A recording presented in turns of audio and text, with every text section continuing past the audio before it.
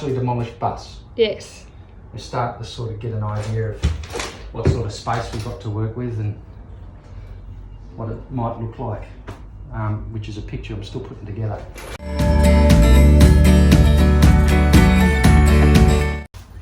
So typically the layouts are that you have the travel section at the front, kitchens and dining are sort of around about the middle of the bus.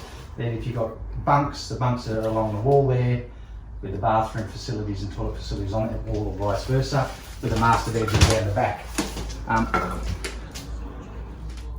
We've got a really small bedroom down the back at the moment because we've got the stairs that lead down to the rear lounge, which means that we've got to make a choice about wanting to have access through the bus down to the stairs or access through our bedroom down the stairs, which affords us an opportunity of having a decent sized bedroom.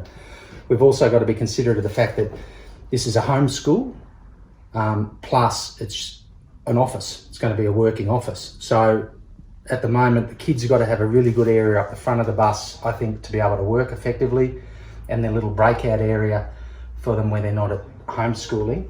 And you've got to have a really good workspace where you can continue to be creative and get away from distraction, which is what I think we have downstairs. So we set that up as an office sort of area that in the evenings can be the kids' lounge room and relaxation space.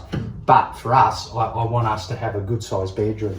So. And that's for resale value as well. If we were to sell it one day, you think that's going to add the value? Yeah. I think so, because you can't have an executive.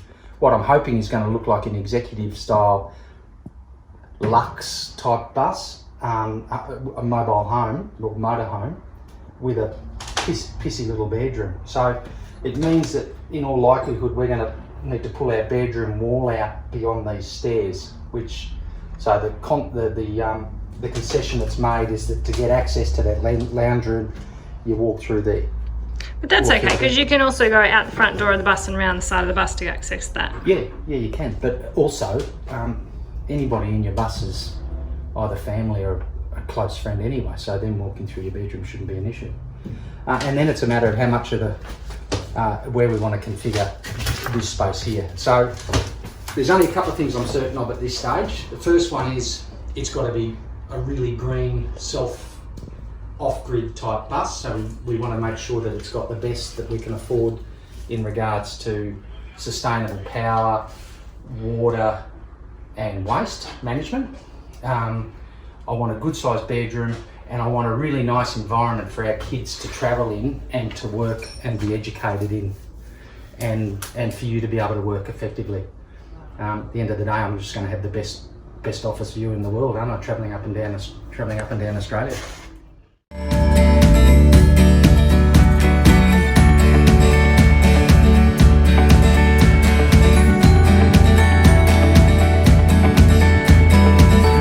I'm in our bedroom. Yep, so you might need to have a bath in Dettol after you leave the bedroom, based on what we believe this bus was before we bought it. Yes.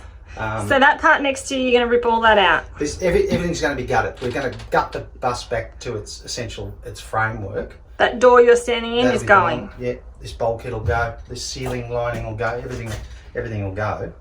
We'll start again. So we'll look to claim at least this much of the bus, so that we can have a north-south, at least queen-size bed. North-south, so head of the bed, the back of the bus? Yeah, front of the bed, at the moment it's east-west. Okay. So it goes across the bus, which means that anybody getting in and out of the bed's got to climb over the person at this end of the bus. So a north-south bed with some good storage around it, and which by necessity would push it past the stairs to go downstairs, and then from that point we can start talking about the kids' room, their kids' space, and the bathroom space after that. Some light. We need to get some natural light into the bedroom.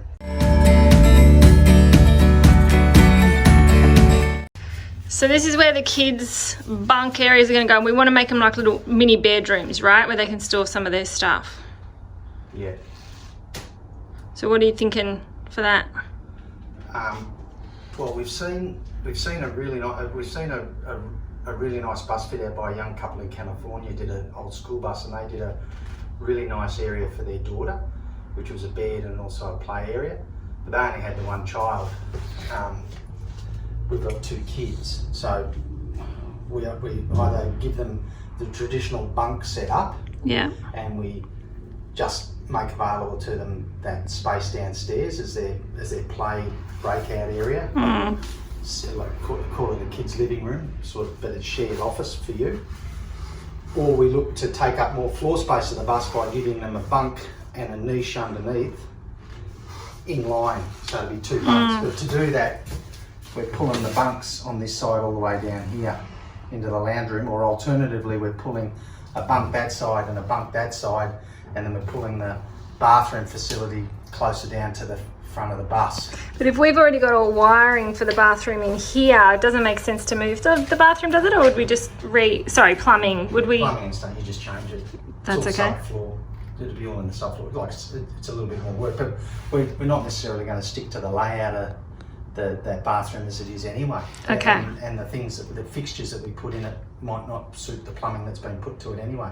I know the water tanks underneath the bus are just cast iron water tanks that you put on the back of your house. Well, then we're not going to keep those. Oh, okay. We put poly tanks in probably for weight and wastewater, and then a stainless steel tank in for drinking water. Okay. I'll have to do some research into all that, but that's what I'm sort of thinking, because it's a matter of keeping the weight down, but and the toilets might not fit with the plumbing connections. The new toilet or the toilet type we put in might not even fit. So where it goes, we've got a blank slate really, but it's how far we push the kids' bedrooms into the living space or the operation space of the bus, which is the kitchen and stuff. Yeah, because you'd have someone's bunk opposite the kitchen that way, wouldn't you? So if we had a bunk and a bunk, and then the bathroom here, which was directly opposite the kitchen, I'm not sure that that's ideal. No. So then if you have a bunk, and then the bathroom here, smaller section of the kitchen here, and then the operation side of the kitchen over here, you can do that, or vice versa.